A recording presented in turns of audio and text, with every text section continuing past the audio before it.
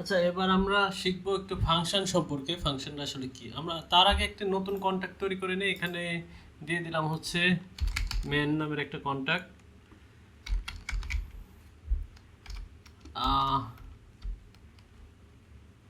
আর একটু মিনিংফুল নাম রাখার চেষ্টা করি।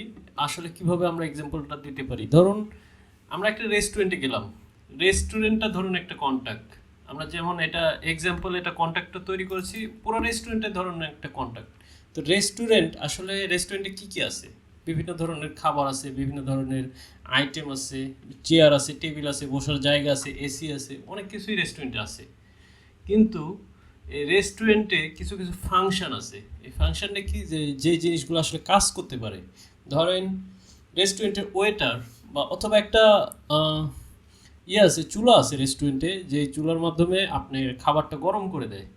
অথবা একটা ওভেন আছে, ওভেনের মাধ্যমে গরম করে দেয়। আবার ফ্রিজ আছে, ফ্রিজের মাধ্যমে আপনার আহ, খাবারটা ঠান্ডা রাখে, যেমন আইসক্রিম, ইয়েতে বিভিন্ন ধরনের কোল্ড ড্রিঙ্ক এই ফ্রিজের মধ্যে রাখে। তো এই জিনিসগুলো আসলে হচ্ছে একটা ফাংশনই ধরতে পারেন।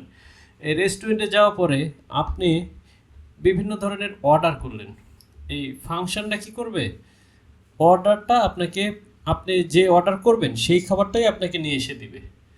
এটাই হচ্ছে ধরুন ফাংশন। এখানেই সেম কাজটা করতেছেন। এই এক্সাম্পল একটা রেস্টুরেন্ট ধরেন, এখানে আপনি চাইছেন যে আমি এই স্ট্রিংয়ের ইয়েটা চাই, এটার ওই যে বাইটসের স্ট্রিং রিপ্রেজেন্টেশনটা চাই।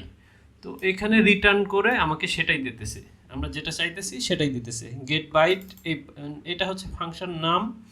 আর ফাংশনের নামের সাথে আপনার হচ্ছে পাবলিক ভিউ রিটার্নস এটা দেওয়া আছে। একটা ফাংশন আসলে কি কি করতে পারে। ফাংশন আমাদের থেকে ইনপুট নিতে পারে। ইনপুট ধরেন একটা ডেটা নিতে পারে, আমাদের নাম নিতে পারে। নাম নেওয়ার পরে নামের সাথে আরও কিছু অ্যাড করে দিল। ধরেন আমার নাম হচ্ছে সায়ন, এটার সাথে অ্যাড করে দিল হাই সায়ন। এটাই হচ্ছে ফাংশনের কাজ, কিছু প্রসেসিং করে তারপরে আমাদেরকে ডাটাটা দিবে। এই ধরনের কাজই হচ্ছে ফাংশন করে থাকে। এবং ফাংশন আসলে এমনও হইতে পারে যে সবসময় যে রিটার্ন করবে এরকম না। ধরুন আমরা এটা রিটার্ন টাইপ না দিলাম, না দেওয়ার পরে জাস্ট পাবলিক এটা দিলাম, দেওয়ার পরে এইভাবে ফাংশনও কাজ করবে। এই যে আগেরটা যেমন কাজ করছে, এটা রিটার্ন টাইপ থাকতেও পারে নাও পারে। যদি রিটার্ন করতে চান কিছু, তাহলে আপনাকে অবশ্যই এখানে এইখানে যদি ভিউ রিটার্নস টাইপ দিতে হবে, ভিউ অথবা পিওর দিতে হবে। ঠিক আছে, ভালোভাবে বোঝার চেষ্টা করি। আরও একটা এক্সাম্পল দিই। এখানে আমরা একটা নাম্বার দিই, ধরেন ইভেন্ট 256। এটা ধরেন একটা কাউন্টার। এখানে ইনিশিয়াল ভ্যালু হচ্ছে যে 1। প্রথমত এটার ভ্যালু থাকবে 1। আমরা চাইতেছি প্রত্যেকবার যখন এই ফাংশনটা কল করবে, আমরা চাই প্রত্যেকবার 1 করে অথবা 2 করে বাড়াইতে। ধরুন এটা আমরা বারবার, এই ফাংশনটা আমরা সুবিধা হচ্ছে বারবার কল করতে পারবো, যখনই আমাদের প্রয়োজন হবে তখনই কল করব। ঠিক আছে, ফাংশন এখানে দিব হচ্ছে ইনক্রিমেন্ট। এটার ফাংশন নাম লেখার হচ্ছে কনভেনশন হচ্ছে আপনি প্রথম অক্ষরটা ছোট হাতের দিবেন, বাকি অক্ষর সবগুলো ছোট হাতের। কিন্তু যদি আপনার দুইটা অড থাকে তাহলে দ্বিতীয় অডটা আপনি এইভাবে বড় হাতের দিবেন, ইনক্রিমেন্ট নাম্বার। ঠিক আছে, এইভাবে দিতে পারেন। তারপরে এটা হচ্ছে পাবলিক টাইপ ফাংশন। তারপরে আপনি কাউন্টার, নতুন করে আপনি কাউন্টারের সাথে 1 যোগ করতে চান। নতুন হচ্ছে কাউন্টার, এটা একবার এখানে ডিফাইন করছেন, পরবর্তীতে ডিফাইন করার জন্য আপনি টাইপ দিতে হবে না। যদি টাইপ দেন এটা কাজ করবে না। এই দেখুন, আমি আপনাকে দেখাই। ঠিক আছে, এভাবে যদি দেন এটা এরর আসবে 3। এটা কি এরর আসবে দেখুন, এখানে আসতেছে যে গট পাবলিক। এটা পাবলিক আসলে এখানে আছে, পাবলিক ছাড়াই আমরা করি। এখানে এটা কাজ করবে কিন্তু এটার বাইরে কাজ করবে না। এটা কাজ করবে কেন, যে এটা ফাংশনের ভিতরে এটা লোকাল ভ্যারিয়েবল, আর এটা হচ্ছে গ্লোবাল স্টেট। ঠিক আছে, গ্লোবাল স্টেট ভ্যারিয়েবল। তো আমরা যদি এটা বাইরে করতে চাই তাহলে কিন্তু কাজ করবে না। দেখুন, সেম সেম নামে এটা কাজ করবে না। এটাতে বাইরে ভেরিয়েবল হলে আপনাকে অবশ্যই এই মডিফায়ার ইয়েটা দিতে হবে, আইডেন্টিফায়ারটা দিতে হবে। এটা হচ্ছে পাবলিক। আচ্ছা, বাইরে ডিক্লেয়ার করতে হলে আপনাকে অবশ্যই এই স্কোপটা দিতে হবে। এখানে দেখুন লেখা আসতেছে আইডেন্টিফায়ার অলরেডি ডিক্লেয়ার্ড। মানে এটা হচ্ছে আইডেন্টিফায়ার, এটা অলরেডি আগেই ডিক্লেয়ার করে ফেলছি আমরা এই নামে। তো এই সেম নাম আমরা রাখতে পারবো না। তো অন্য যে কোনো নাম আপনি রাখতে পারেন, কিন্তু এটা যেহেতু আমরা আগে ইউজ করে ফেলছি, সো এইটা আমরা আর করতে পারবো না এভাবে।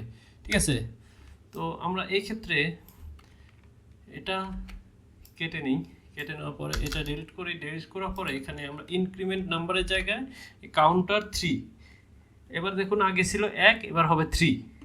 ঠিক আছে, এবার আমরা আবার কম্পাইল করি। কম্পাইল করার পরে এখানে দিলাম হচ্ছে ডিপ্লয়, আবার নতুন করে ডিপ্লয় করি।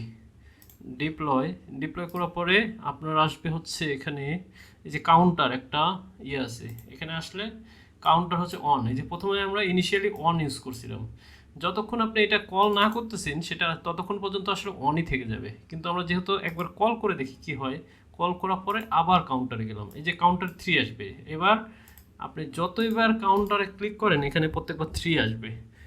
ঠিক আছে, আমরা চাই প্রত্যেকবার যতবার কাউন্টারে ক্লিক করতেছি এটা 1 করে বাড়ুক। সেক্ষেত্রে আমরা দিতে পারি কাউন্টার প্লাস অন।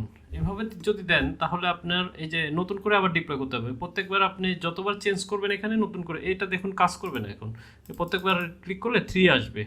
তো আমরা আসলে ডিপ্লয় আরেকবার করা দরকার। আচ্ছা, এবার কাউন্টারে যে অন আসছে দেখছেন, অন আসছে, পরবর্তীতে আমরা ইনক্রিমেন্ট করলাম, ইনক্রিমেন্ট করার পরে আসলো 3। আচ্ছা, এটা এখনও কাজ করতেছে না, মেবি 3 আসতেছে। আচ্ছা, এটা ডিলিট করে দিই। ডিলিট করে দেওয়ার পর নতুন করে কম্পাইল করি। নতুন করে কম্পাইল করার পর নতুন করে ডিপ্লয় করি, এবার আসবে। ঠিক আছে, এই যে কাউন্টারে অন আসছে, ইনক্রিমেন্ট নাম্বার, এবার 2 আসছে, আবার 2 আসছে, কিন্তু আবার যদি ইনক্রিমেন্ট করি এবার আসবে 3, আবার ইনক্রিমেন্ট 1 করলাম, এবার 3। কিন্তু এখানে আরেকটা শর্টকাট আছে, আর বেশিরভাগ প্রোগ্রামাররা এইভাবে না দিয়ে, কাউন্টার প্লাস অন না দিয়ে counter plus R equal on, এটা আর আগে যেটা লিখছিলাম দুইটা সেমই।